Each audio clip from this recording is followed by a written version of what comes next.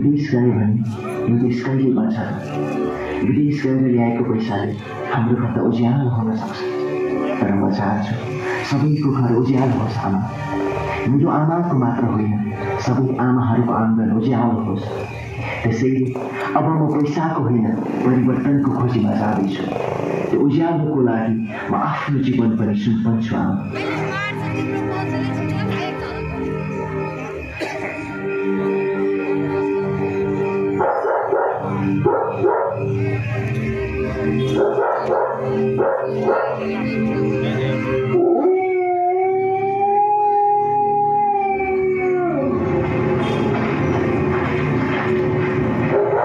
छोरी, तिमी कहाँ गइरहेकी? पढ्नुपर्ने उमेरमा किन यस्तो बाटो हिँड्दैछौ छोरी? बाबा, अब पढाइको अक्षरी मात्रै देश बन्दैन रहेछ।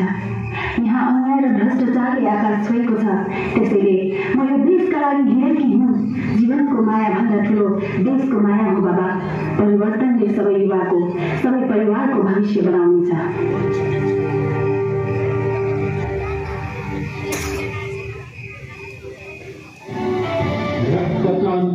सबै गाउँका छोराछोरीहरूले विदेशका भिजा पासपोर्ट थन्काए र देशकै मुटुमा भविष्य खोज्न निस्किए। उनीहरूले आफ्नो सुख होइन, सबैको उज्यालो खोजे।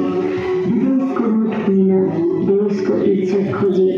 र जब बन्दुक समाएर अगाडि बढे, त्यो बन्दुक मृत्युका लागि थिएन, जीवनको पुनर्जन्मका लागि थियो, देशको परिवर्तनका लागि थियो।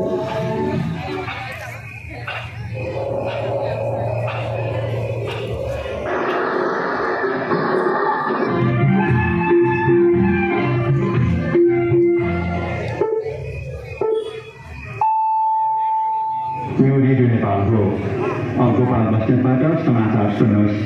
सेती अञ्चलको आसाम जिल्लाको सदरमुकाम मोहम्मद सेनको सुरक्षार्थ तैनाथ सुरक्षा फौजको टोलीमाथि सशस्त्र माओवादी आत्मघातीहरूको ठुलो जथाले हिजो राति गरेको आक्रमणमा सुरक्षा फौजतर्फका 48 सैनिक जवानहरू तथा प्रहरी सुरक्षाकर्मीतर्फ 49 जना समेत जम्मा 102 जनाको दुःखद निधन भएको छ। मृत्यु हुनेहरूमा राजेश नेपालीको पनि नाम जब रेडियोमा सुनिन्छ,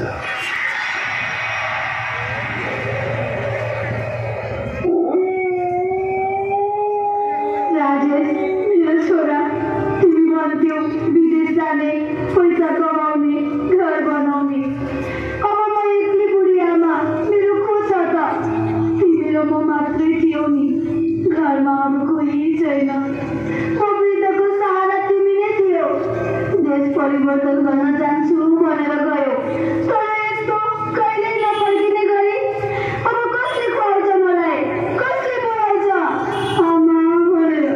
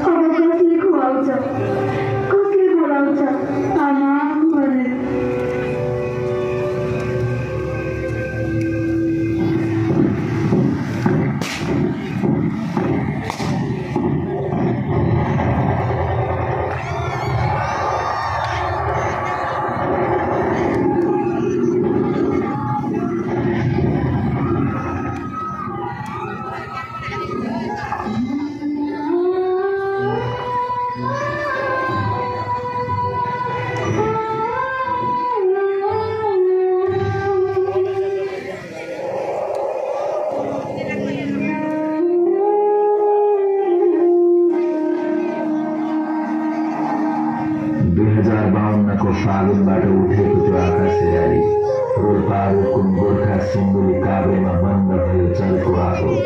17,000 भन्दा बढी प्राण बलि चढे। घरका छोराछोरी फर्केनन्। परिवार टुटे, आमा बुवाहरू चिर भयो। आँखामा अनन्त प्रश्न, खाली परिवर्तन। हामीले आशा बोकेर छाडेका घर फर्किएनन्। नेताहरू माथि उठे, भ्रष्टाचार उल्लास हरायो। जनताको अवस्था झन् बिग्रियो। हरेक बिहानै सोध्यो, कहिले परिवर्तन?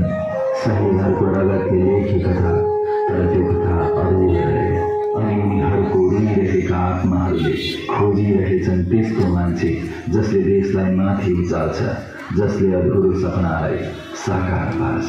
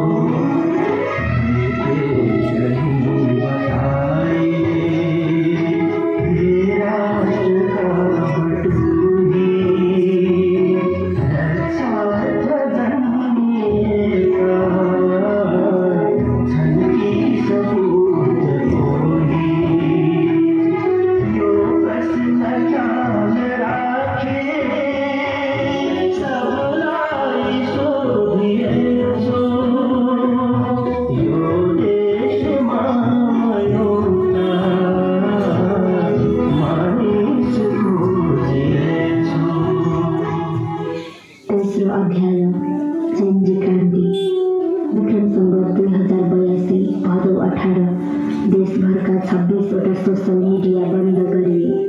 आवाजहरू थामिए, अनुहारहरू अँध्यारा परे। तर युवाहरूले भने आवाज बन्द हुनु हुँदैन।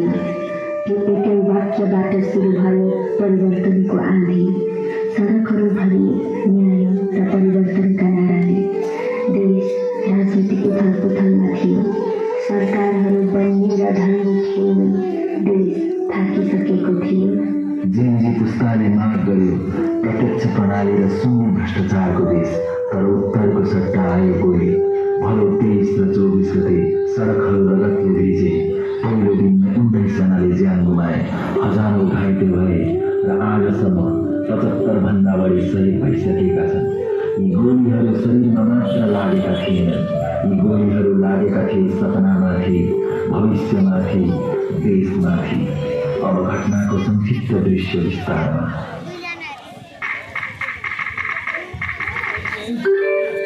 टिकटमा अहिले एउटा ट्रेन चलिरहेको छ। एकातिर नेपाली नेताका छोराछोरी र नाति नातिनीहरूले कति आनन्ददायी जीवन बाँचिरहेका छन् भन्ने देखाउने, अनि अर्कोतिर आम नेपालीले कस्तो पीडादायी जीवन बाँचिरहेका छन् भन्ने तस्विरहरू। हामी कुरा गर्दैछौँ नेपोक्लिस ट्रेन जसले पिउने पानीदेखि पुलिसको पढाइसम्म सबै कुरा भ्रष्टाचारले चलाएका छन्।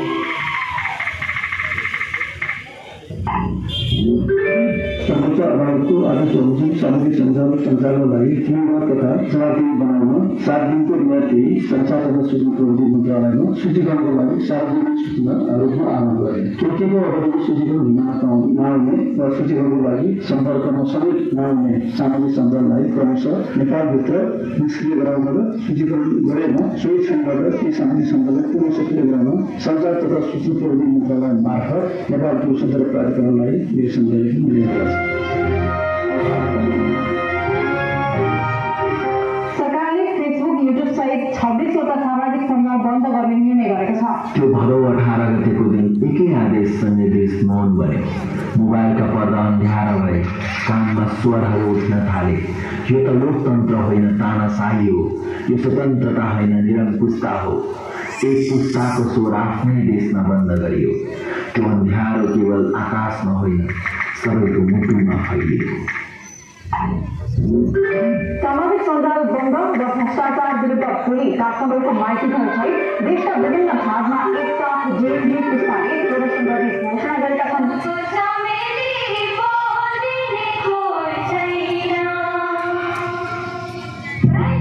2082 भदौ 23 गते घाँटीमा झण्डा भिडेर हातमा झण्डा समाएर युवाहरू उठे।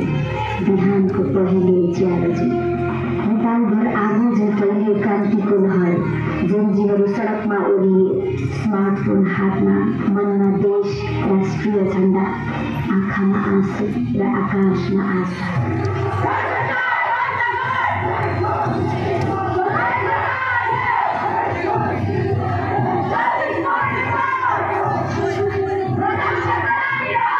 झापादेखि जुम्लासम्म, गाउँदेखि सहरसम्म युवाहरू सडकमा उत्रिए, युद्धका लागि होइन, परिवर्तनका लागि।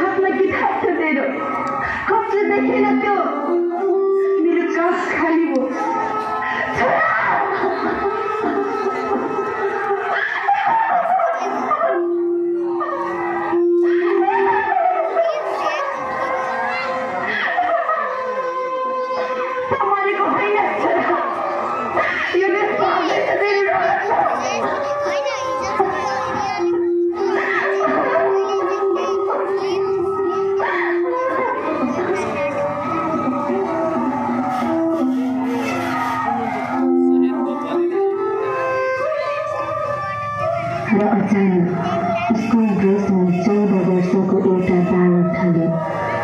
उसको हातमा किताब थियो, बन्दुक होइन। तर बोलिन के थाहा थिएन। सपना बोकेका मुटुहरू पनि फुट्न सक्छन् भन्ने कुरा। ऊ हातमा केवल काटेर झोला बोकेर परिवर्तन चाहियो भन्दै नारा लगाइरहेको थियो। तर त्यही भिडमाथि दमन हुँदा गोली उसको छातीमा लाग्यो। त्यो दृश्यले चिन्तानको निर्दोष सही बालकको सम्झना जगायो। 14 वर्षकै उमेरमा फेरि अर्को पुस्ता ढल्यो। संसद भवन जल्दैछ, सिंहदरबार जल्दैछ, मानिसहरू जेलबाट बाहिर निस्किँदैछ। तर त्यो आगो केवल भावनाको होइन, यो दशकौंको पीडाको विस्फोट हो। यो भ्रष्ट नेताहरूलाई जवाफ हो। देशमा नयाँ परिवर्तनको चाहना हो।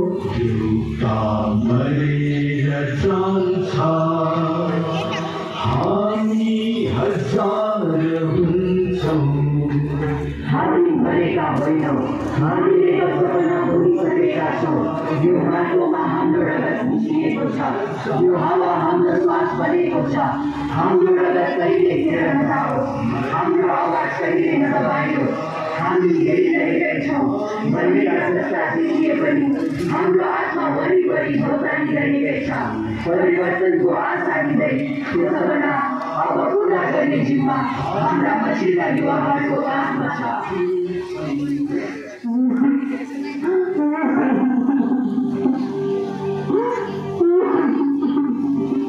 हार मान नहुन्न साथी, सपना मरेको छैन, अधुरो मात्र छ। हामीले पुरा गर्नै पर्छ। अहिले होइन भने कहिले? नेपाल उठ्नै पर्छ साथी, अब नेपाल उठ्नै पर्छ। छिन्ताङदेखि जनयुद्ध हुँदै जनजीको आन्दोलनसम्म शहीदहरूको सपना अधुरो छ।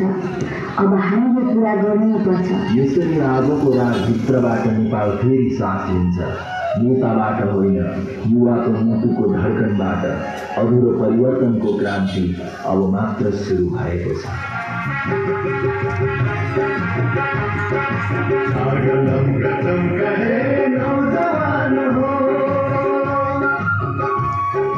आफ्नै ढङ्गले